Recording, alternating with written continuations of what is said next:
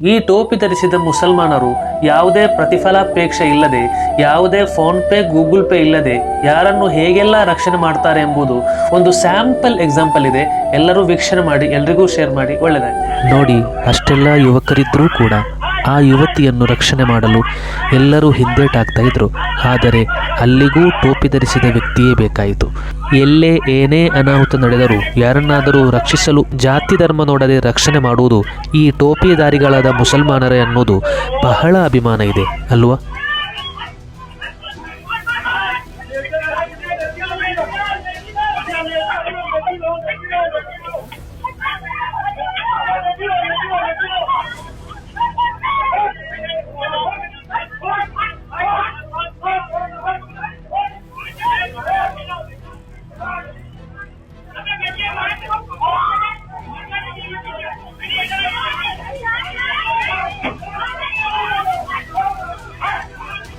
Best news ಅಪ್ಡೇಟ್ಗಾಗಿ ನಮ್ಮ page follow ಮಾಡಿ.